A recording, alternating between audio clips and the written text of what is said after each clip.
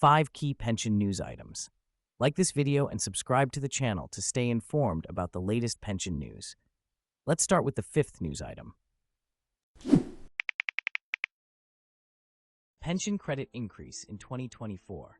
A closer look at the impending boost for 1.4 million Brits and potential benefits. The Department for Work and Pensions, DWP, has announced that from April 2024, recipients of pension credit can expect a significant increase in their payments. A rise of 6.7% will be implemented in accordance with the level of Consumer Price Index, CPI, inflation for September. With approximately 1.4 million individuals benefiting from this change, it is important to understand the implications of this increase. Pension credit is a financial assistance program specifically designed for older individuals in the UK who have low incomes. Beyond helping them meet their financial needs, this benefit also grants recipients access to various additional forms of support. These may include reduced council tax bills, eligibility for the warm home discount, cold weather payments, housing benefit, free dental treatment, and vouchers for glasses or contact lenses.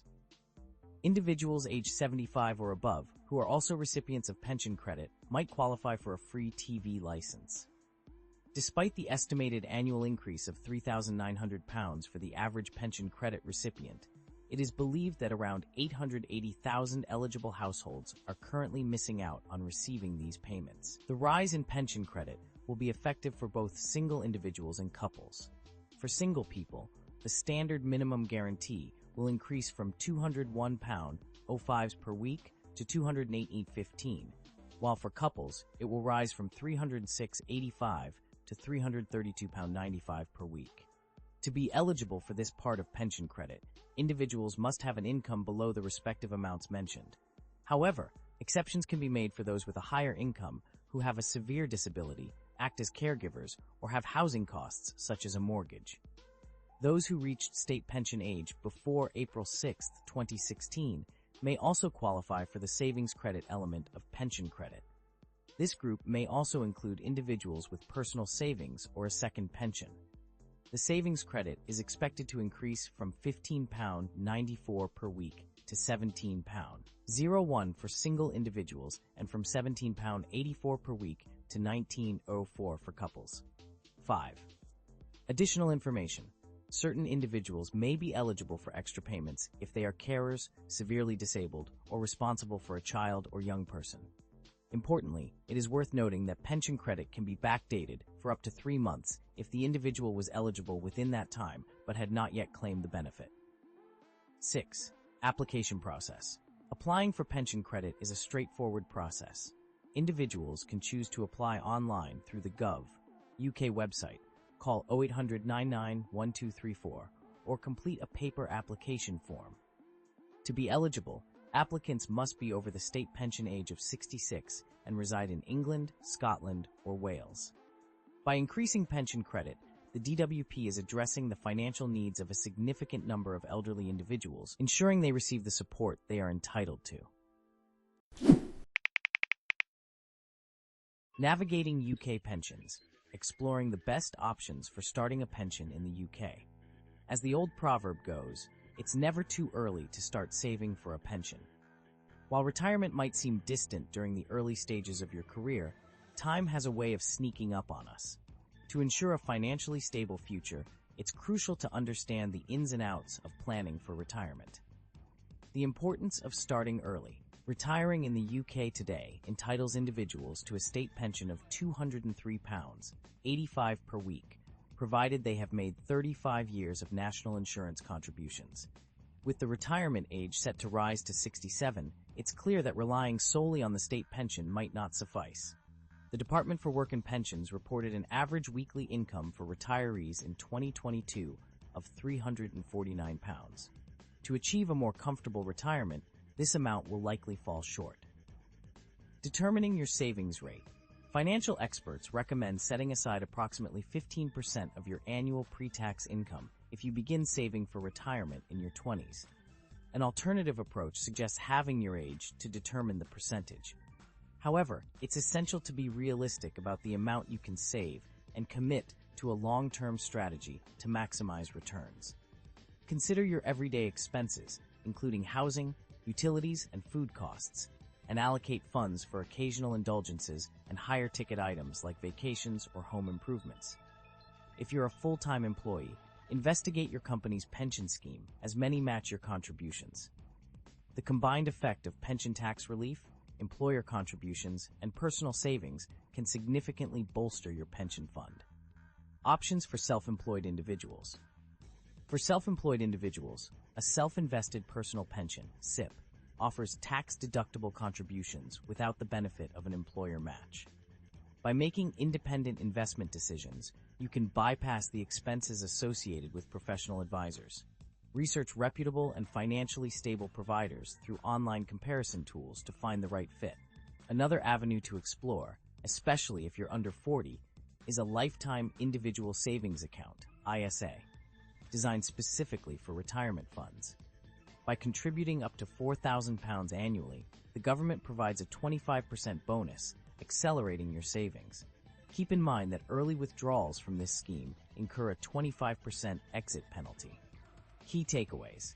In summary, it's crucial to save what you can, even if it's a modest amount, and leverage online calculators to model your projected retirement savings. The Pensions and Lifetime Savings Association offers retirement income standards that serve as helpful benchmarks for achieving a moderate, basic, or comfortable retirement. Conclusion. Retirement planning is a journey that requires foresight and prudent decision-making. By following these expert tips and starting early, you can pave the way for a secure retirement and enjoy financial peace of mind in the years to come. The role of pensions in Europe's ongoing capital markets endeavor, a comprehensive analysis. 10 years have passed since Jean-Claude Juncker, former EU Commission President, first presented the European Capital Markets Union, CMU, an initiative that still requires attention and completion. While initially supported by the UK Conservatives before Brexit, the CMU aimed to integrate financing markets, reduce funding costs for small businesses, and make Europe an attractive investment destination. These significant objectives are still crucial today, as stressed by Christine Lagarde, President of the European Central Bank, who called for the completion of CMU and emphasized the need for technical reforms. However, the upcoming European Parliament elections are expected to revolve around the immigration issue, likely overshadowing discussions on capital markets reforms. Body 1. The importance of immigration. Migration's complex challenges need to be addressed and presented as a solution to certain issues. High-skilled individuals contribute to European economic growth and prosperity. Unwillingness of the existing workforce in sectors like health, social care, and agriculture calls for immigrant workers. Germany's experience with immigration in 2015 has shown positive economic effects. 2. Pension systems and capital investment. Access to tax-advantaged workplace pension schemes should be provided for everyone. Savings should be channeled into productive investments, including European venture capital and long-term investments. The Pan-European Personal Pension (HEP) initiative has been deemed unsuccessful, suggesting the need for bolder alternatives.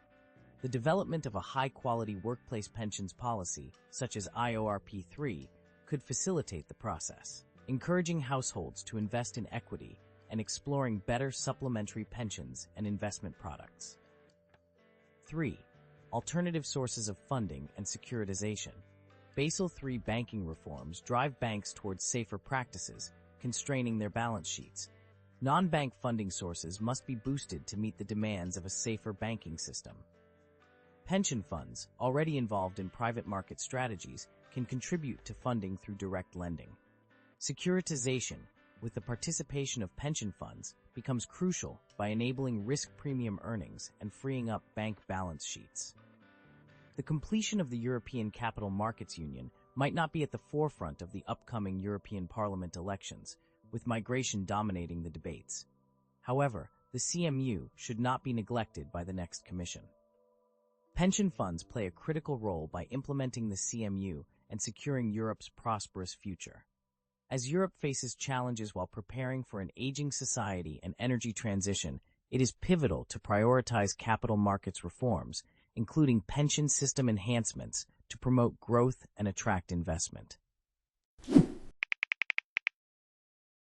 UK households relief, the introduction of free £50 supermarket vouchers to mitigate cost of living challenges. In a bid to alleviate the ongoing cost of living crisis, UK households are set to receive a valuable lifeline this month with the distribution of £50 supermarket vouchers. The government has acted swiftly, making available an additional £842 million to aid the most vulnerable individuals across England who are grappling with financial difficulties.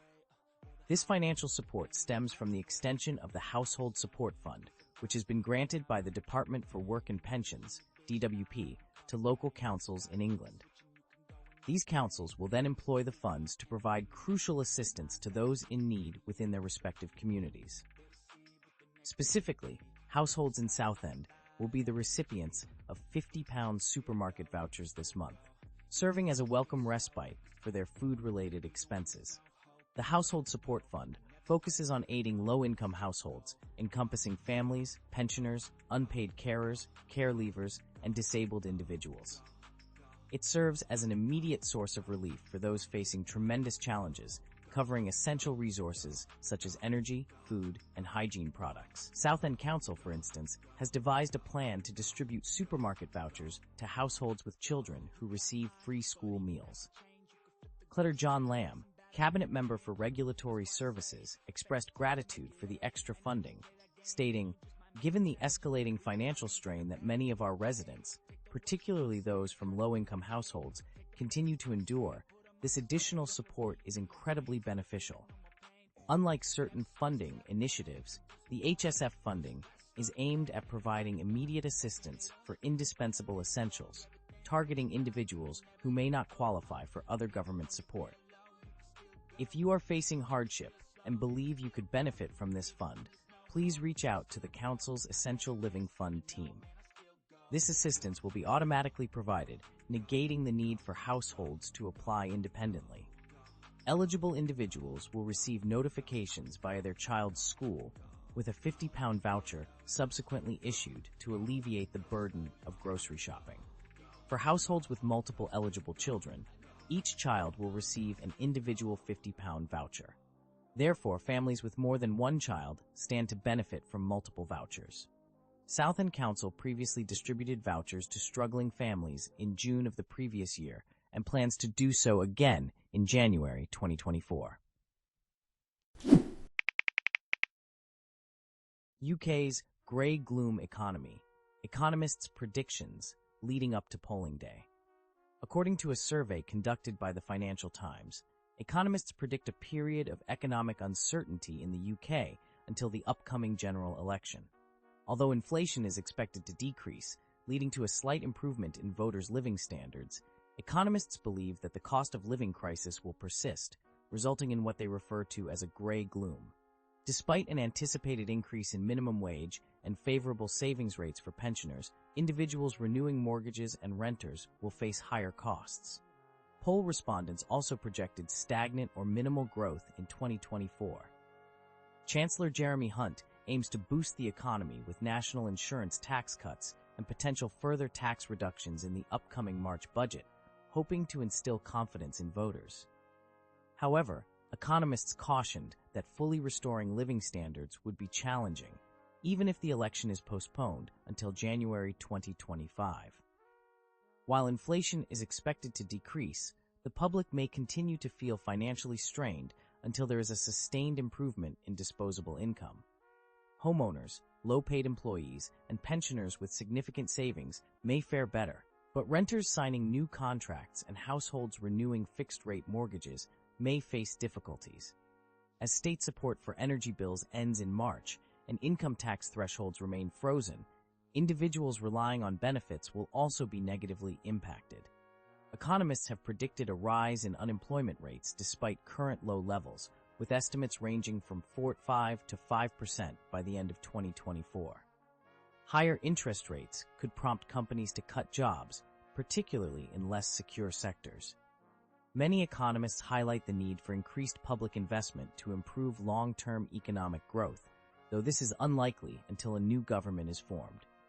Suggestions for boosting growth include planning reforms and a significant sustained increase in public investment, potentially requiring adjustments to fiscal rules, along with greater capital spending by businesses.